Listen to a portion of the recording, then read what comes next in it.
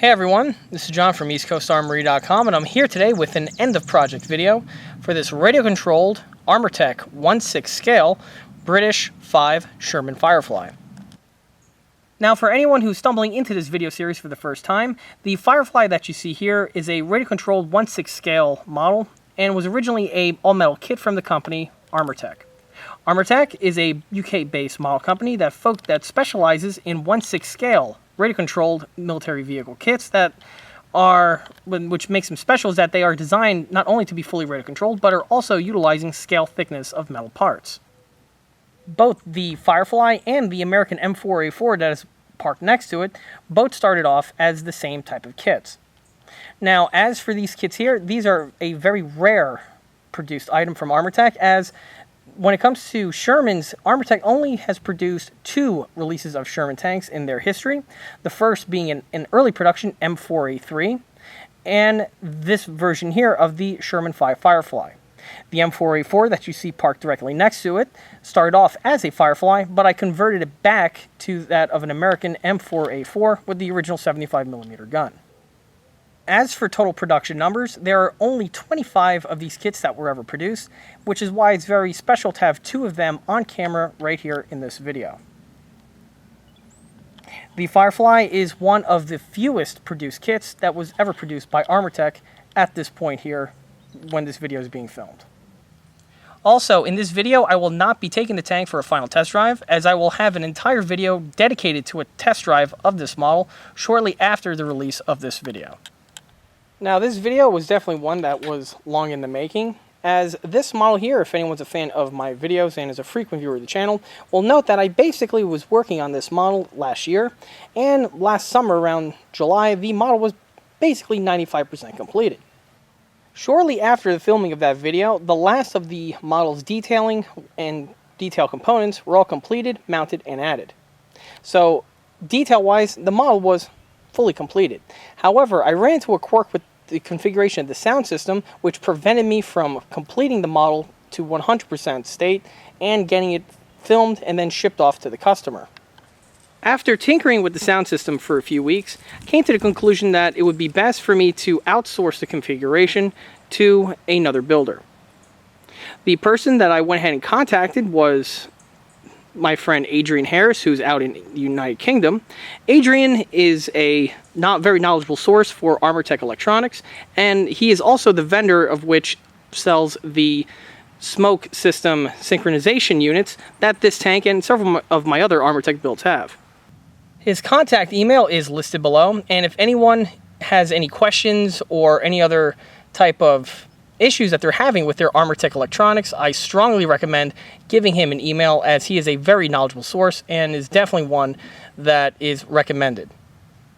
To configure the sound system, I sent in the radio, the receiver, as well as the Benedetti sound card that was supplied in the tank. After a few weeks, the unit came back pre-calibrated and everything was simply plugged back into the tank system, and the tank worked absolutely flawlessly with the new upgrade. While the RC equipment was getting recalibrated in the United Kingdom, I also wanted to make another modification to the actual connectors and the jacks that are located inside of the turret. Now, this version here of the Armortek electronics, on the sound system, way it patches into the rest of the power and the electronic system, utilizes these type of 3-pin jacks that we have here. Now, the Armortek system does come pre-wired, as what was shown in the construction portion of the video. Now, the way the equipment is laid out inside this tank here, the wires that are supplied with the unit were slightly too short. They were long enough just for the unit to be installed to the tank and the tank to function. However, if you ever have to take the turret off for maintenance or any other type of a procedure, the shorter wires did lend itself to some issues and can be problematic. So what I went ahead and did was I went ahead and found these extension cables that I have here. These extension cables I acquired off of AliExpress and were very affordable and are definitely recommended if anyone has this pattern of electronics that are found on the Armortek tank series. Now, as for the cable, as you can see, it comes pre-wired from the factory, and it is a simple drop-in installation to the stock units. These extender cables are highly recommended for anyone that has, like I said before, a vehicle from this older generation. The reason why I say that is because from 2015 and onward, Armortek redesigned their amplifier unit, and these jacks here are no longer utilized. But if anyone has one of the older generation tanks from around 2009 to 2015 timeframe, these vehicles do have these type of jacks present, and they are recommended as it does clean up the inside of the vehicle, as well as it gives the builder more flexibility on the actual layout of the components on the inside. Now, by the time the radio calibration was completed and sent back to me, and more specifically by the time these cables finally arrived from China, the point of the year was in the dead of winter, and it is utterly impossible for me to do test runs of these tanks with the type of snowfall that we had. Now, luckily, what appears to be the winter is finally over, but then again, here in the Northeast, it's been a little problematic this year. I can finally get the tank out for its final test run and get it boxed up and shipped to the customer. Now, to continue the video for the Firefly, let me go ahead and move the M4A4 out of the way.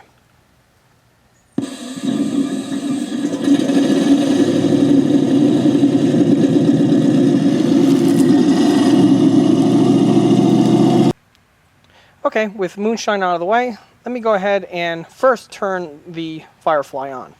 Now, the radio is currently on. Now, even though I'm not going to take the tank for a thorough test drive in this video, I'm still going to walk over the functions, specifically the audio functions that were made to this model. Now, like I said before, the radio's on. Now I'm going to turn on the tank. The tank's main power switch is located underneath the loader's hatch here on the tank, which is interesting because, like I said before, on a real Firefly, the loader's hatch was totally useless, as this area here was sacrificed for that of extra ammunition for the 17-pounder, but I'm digressing. Okay, if we notice, when the tank gets turned on, the recoil will first actuate. After the recoil is actuated, the tank is now ready to be driven, as well as the functions to be tested. Now, as for the radio, this unit here has the Benedeni sound system encoder device, which is installed. The encoder device is a drop-in module that you add to the Futaba radio. It consists of a rotary dial and a toggle switch. The way the system is designed is that you would move the rotary knob to a certain point, and then when you hit the toggle switch, it actuates the sound that you want to display. Now, to start the engine up, the knob is rotated all the way to the right, and if I hit this toggle switch here, the sound system will fire up. Now, when the tank is powered on, the throttle control is patched into the stick, so when I throttle up or down on the 6, the engine noise changes on the tank.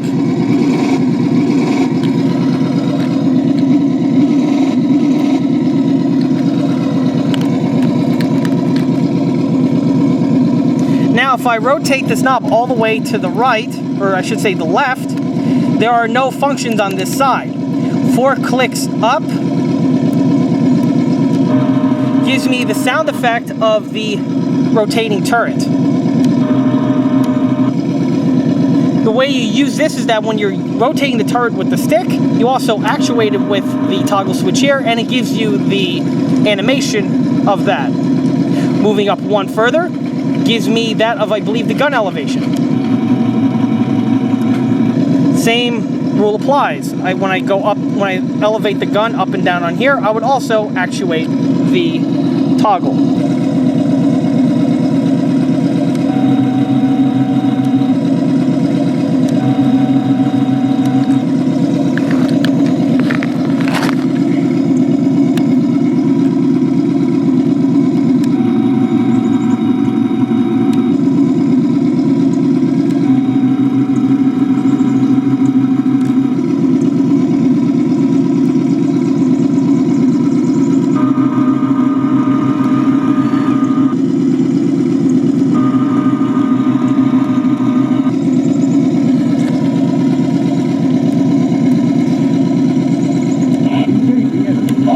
The next click after the gun elevation is that of the tank commander giving commands. And being a British tank, the fellow does have a British accent.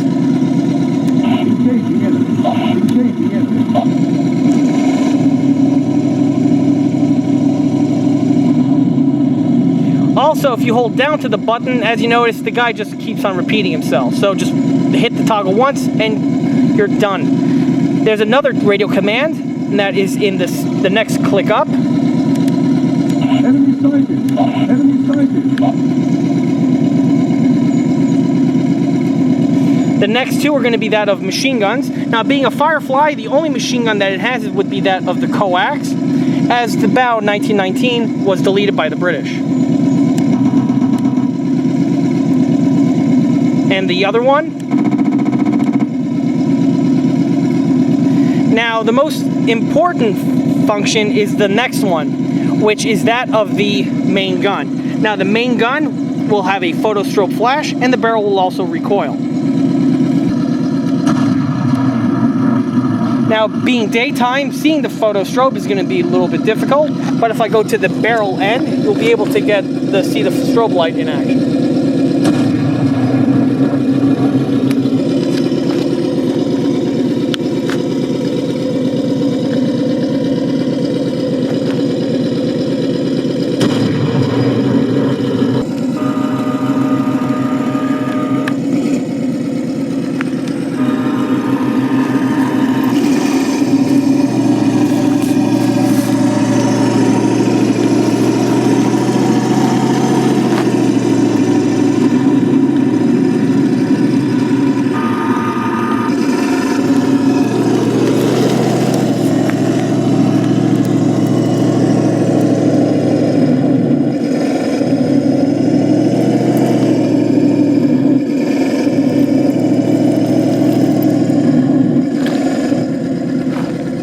And then to kill the engine, I rotate the knob all the way to the right, and by hitting the toggle switch, the engine will shut off.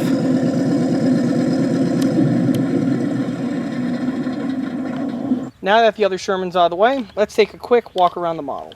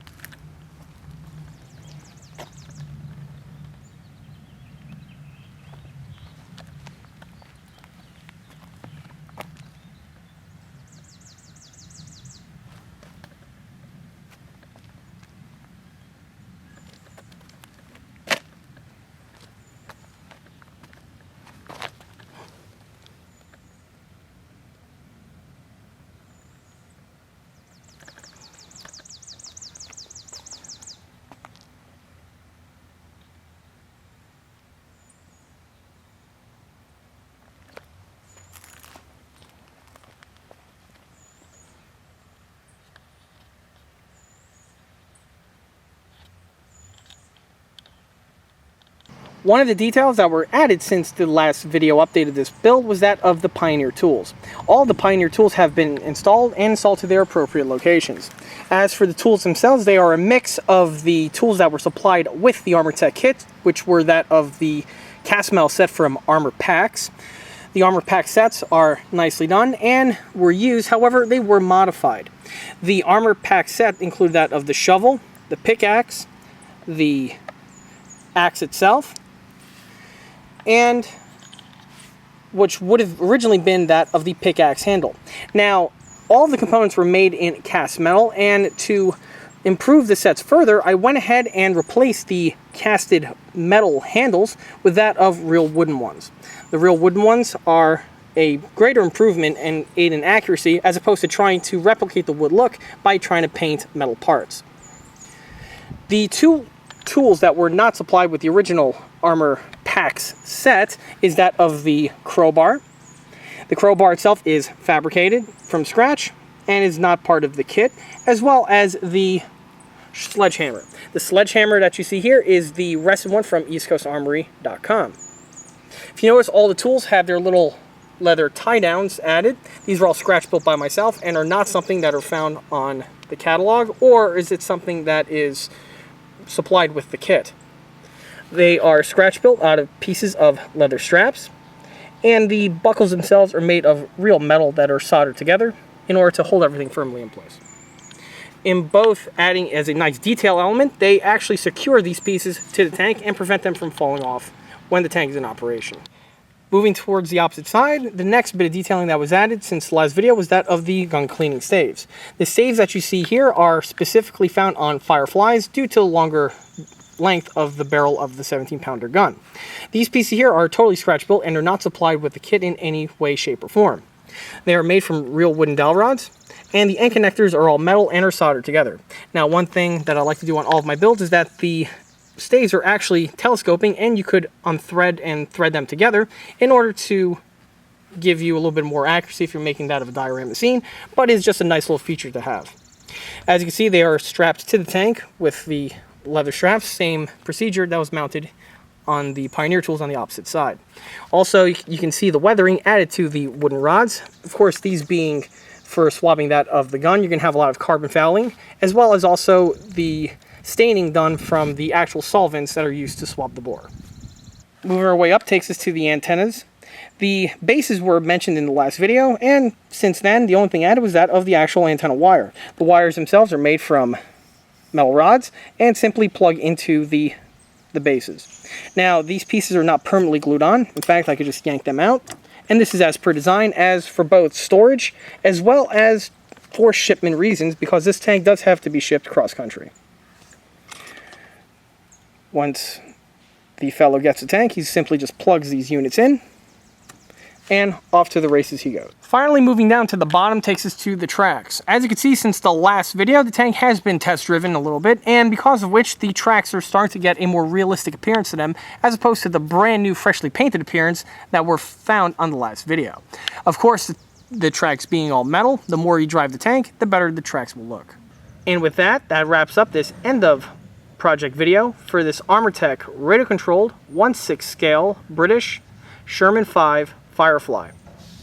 If you like this video, stop by and like us on Facebook, where there are more photographs of this particular build that have been posted all the way since project start, as well as the other 1/6 and smaller scale projects that have been posted on the ECA channel. In addition to that, don't forget to swing by eastcoastarmory.com for more 1/6 and 1/16 scale builds and detail components. Thanks for watching.